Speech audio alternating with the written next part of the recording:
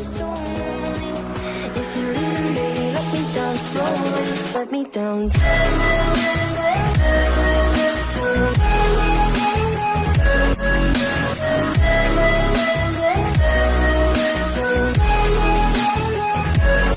me down. Hello, you beautiful creatures. My name is Phoenix Sonic, and this is part 9 to Wolf Naruto had a godly dojutsu. I had school to do. I still have school to do after this, so enough excuses. Y'all already know what I'm gonna say. Let's get into this. Alright, so last we left off in part 8, Naruto and the rest of the rookies had finished the first part of the tuning exams, and now it is going to the second part of the tuning exams, the Force of Death, or Training Ground 44. Alright, so Naruto is just chilling. This man is chilling around the Force of Death. All the other Genin are like shocked, and they look a little scared, besides Gaara and Kabuto and all of them, all the sound, they're trying to act like they don't care, but Gaara just don't care. Naruto, he's chilling. As Anko's explaining the rules of this second exam, Naruto's just like chilling. And then when he hears Anko say, most Jonins don't even come into the Forest of Death, how dangerous it is. Only the elite Jonin and the Anbu Black Ops train here. Naruto's just thinking, I train the Shadow Anbu here every day, so it's pretty pathetic of an area. I pretty much know everything around here. It's really easy. Most of the animals know not to mess with us from our training, so once they sense my chakra, they'll probably know it's me. Now, as Naruto's dazed off thinking about this, he senses a kunai coming at him. And instead of it scratching his cheek, as in canon, he just sidesteps it and lets it wheel past his ear as he can hear it whistle as it cuts the wind and land in a tree going all the way to the hilt of the kunai. Now, Naruto just looks at from where it's coming from, sees Anko, and that threw it. She's still in the throwing position, you see. And he sees this. She walks up behind him and just starts licking his ear. The freaky stuff, because come on. We know Anko's a freak. And then so, licking his stuff. And then he shin swings a couple feet away from her, surprising her, seeing that Genin can know the shinshin technique of the leaf. She just shrugs it off, says he must be pretty talented, and then continues to the test. 3, 2, 1, go! As everybody just bursts into the trees, Naruto and Team 7 are about to go until Naruto just says, nah. He grabs onto Sakura and not Sakura. I killed her. He grabs onto Fu and Sasuke. I killed Sakura. I forgot. He grabs onto Fu and Sasuke, and he teleports to the Thunder God marker that he put onto the tower when they were training. So, of course, flashback. It's a couple weeks ago. Naruto and the rest of Shadow Anbu are training inside the Forest of Death, sparring, since they know no one will be around to see the power and actually see the capability of the Shadow Anbu, they realized Force Death's a pretty good place to train. So Naruto and Guy are sparring in taijutsu. And once that spar session is done, Naruto beats Guy, of course. And Guy, because he put on the limit that Guy cannot use the 8 gates while they are training unless he says so. And of course, with Naruto being the captain, Guy has to accept this condition. I am sorry. I have to plug in my phone because it's about to die. Alright, there we go. So, Naruto, just keeps walking. He goes on a walk while he tells the rest of the group, the team, to spar amongst each other. He's gonna go explore a little bit. They don't question him since they know he doesn't really need training.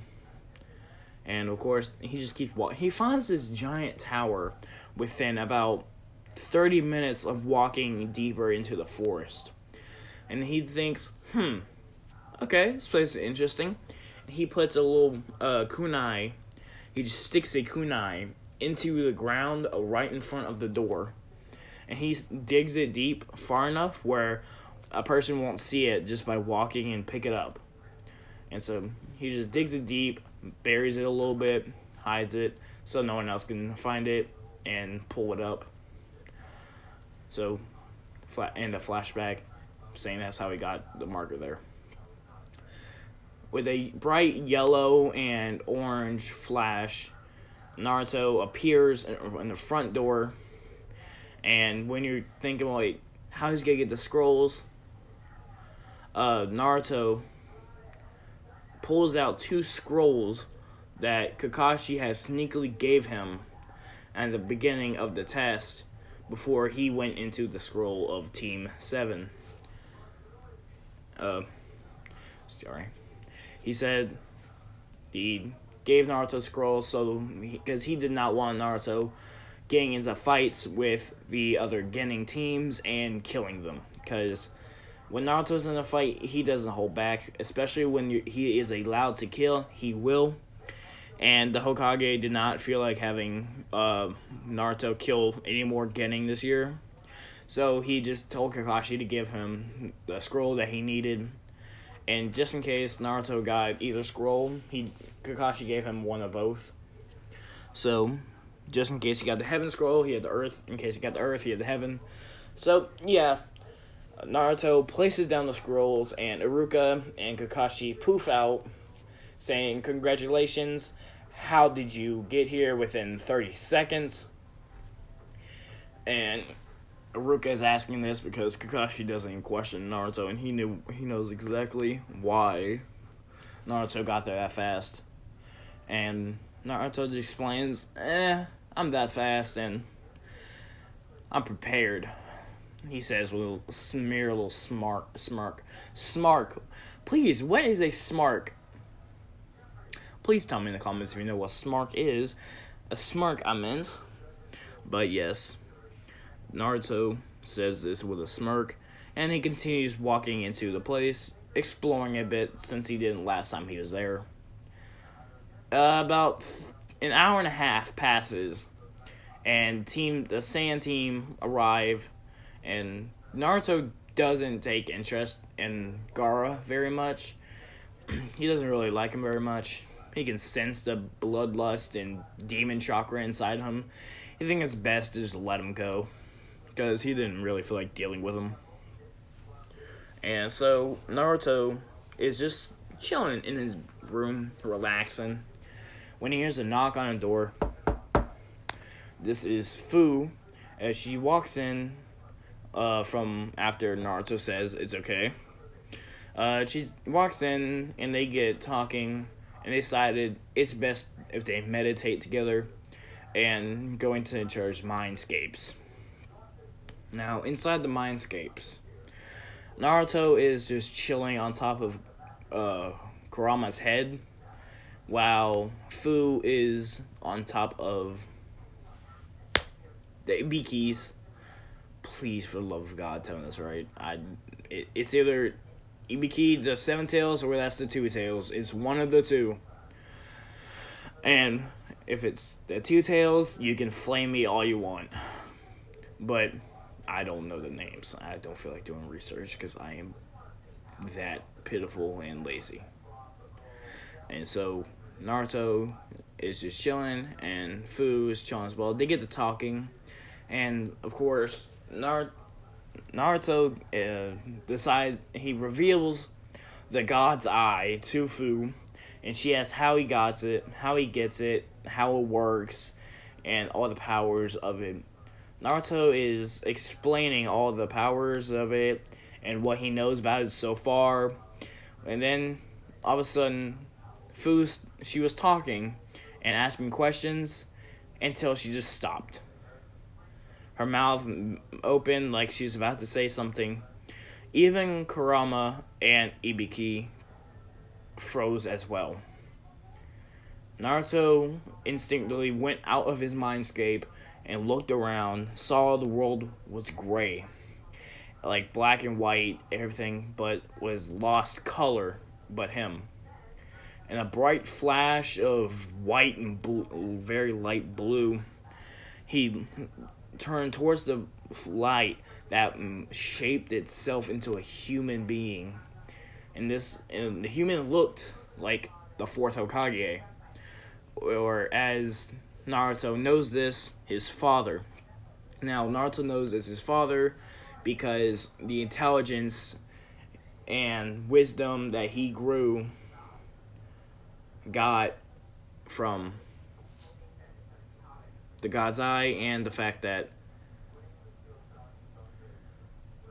he put those two and two together, that he looks exactly like the fourth, and Kakashi was looking after him even before he got the God's Eye. And he knew that Kakashi was Minato's student because he found the old picture of the four of them, Rin, Kakashi, Obito, and the fourth, in the desk of Hiruzen, in Hiruzen's desk. And so he just figured you put the two together. That's my explanation of how he knew. There you go. And so he says, "Father? What are you doing here? I thought you were dead." Sorry, Naruto, I'm not your father. Yes, this is the body of your father, but I'm just using it because that's what your mind thinks of a guardian, thinks of your father, so here I am. I'm God. I'm the man who gave you your eyes. I'm here to tell you a bit more about them, since this lovely girl here is asking about them, and she's asking about questions you cannot answer. But now, you will. So, yes, there's more powers to the God's Eye that you obviously do not know about. And I'm going to tell you now. Yes, you know that you have newfound instincts and you have new battle IQ, meaning you are now stronger, faster, you're smarter in battle, you know exactly what right plays to play, and everything. But there's one thing I must tell you. The God's Eye can evolve. And not in many ways, like the Sharingan of the Uchiha can evolve, so can your eyes. You will currently have the first stage of the God's Eye. And now you need to achieve the second for what's coming up. I'm not able to reveal to you what is coming, but you will need the second or greater stages to stay alive. So Naruto is just dumb look on his face, thinking, how can I evolve them? And what do I need to be stronger for? I'm already the strongest person in the village. But he decides not to question the man who gave him all of his power, and asks, fine, how do I evolve the God's Eye? And this is the part where God turns around, his hands behind his back, and says, Naruto, you need to die. Once you are dead, you will enter my realm, and you will get the power of divine beings. Also, that will help you evolve the God's Eye. Yes, you will need to die, but you'll be fine. You cannot feel pain, so you don't have to worry about the pain of dying. Naruto just shakes his head and says, alright, what power do I get with the evolved eyes? Naruto asks, and God just looks at him with a smirk. Well, that'll be telling, right? What's the fun in that? The best part of having someone with the God's Eye. And yes, I told you that there was no one else before with your eyes, but I'm lying. I lied to you to make you feel special. There's only one other person with your eyes before you. Me. And with Naruto just looking in questions like, huh? You had my eyes? And and God said, of course. They're called God's Eye. How would I not have them? I'm God. Naruto just smacks himself on the forehead saying, of course. And then this is where God forces the energy into his eyes, revealing a fully matured, fully evolved God's Eye, which is orange, no longer purple or blue.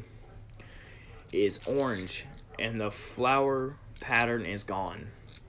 It is now a spiral, kind of like the Rinnegan, but nothing like the Rinnegan at the same time. It is a spiral going inwards,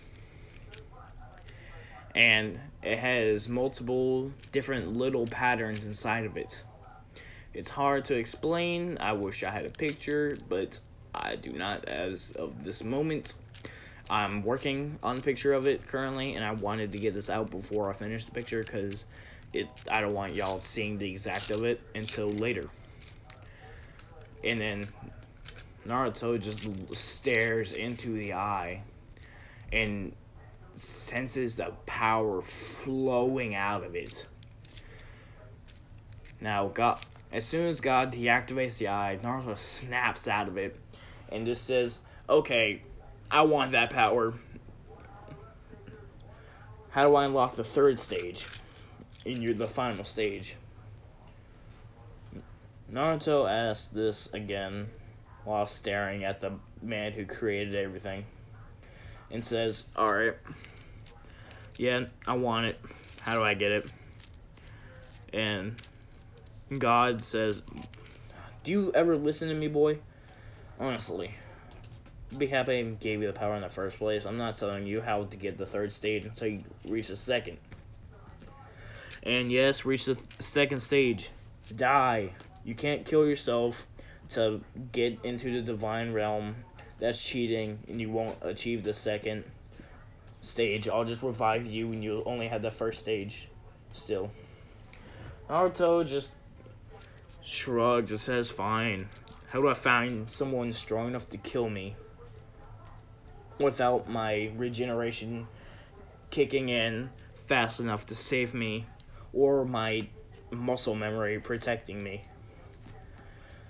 God shrugs with a flash of light and says, that's your problem to figure out, as he disappears, fading away finally, and the world regains its color. Oh, I'm sorry. Sorry about that. I had to use the restroom. I couldn't hold it, sorry. And so, Naruto just shrugs, regaining the color of the world once again, entering his mindscape and seeing Fu. And he realizes something. He says, Fu, I want you to kill me. Yeah, I'm ending it there. That's how I'm ending this.